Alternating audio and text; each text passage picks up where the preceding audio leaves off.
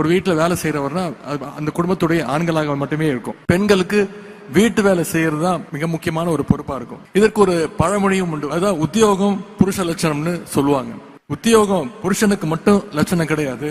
இன்னைக்கு உத்தியோகம் பெண்களுக்கும் லட்சணம் அப்படிங்கறது மாற்றி காட்டிய அரசு நம்முடைய திராவிட மாடல் அரசு. அதனாலதான் இன்னைக்கு இந்தியா முழுவதும் ஃபேக்டரிஸ்ல வேலை பார்க்கிற பெண்கள்ல 43% பேர் தமிழ்நாட்டை சேர்ந்த பெண்கள் அப்படிங்கிற பெருமையோடு இன்னைக்கு நம்முடைய மாநிலம் செயல்பட்டு கொண்டிருக்கிறது. குடும்ப தலைவிகளுடைய உழைப்பை இந்திய வரலாற்றிலேயே முதலாக அங்கீகரிச்ச அரசு நம்முடைய திராவிட மாடல் அரசு. நம்முடைய முதலமைச்சர் அவர்கள் கொண்டு வந்த அந்த முற்போக்கான திட்டத்திற்கு பெயர் தான் கலைஞர் மகளிர் உரிமை தொகை திட்டம். நம்முடைய முதலமைச்சர் அவர்கள் அறிவிச்ச இந்த திட்டத்தை இன்னைக்கு பல மாநிலங்கள் அதை ஃபாலோ செஞ்சுட்டு இருக்காங்க. ஆனா அந்த மாநிலங்கள் எல்லாம் இதை உரிமை தொகைன்னு சொல்லல. தமிழ்நாடு மட்டும்தான் உதவி தொகையை பார்க்காம, சலுகை தொகையை பார்க்காம பெண்களுடைய உரிமையாக இந்த திட்டத்தை பார்த்துச்சு.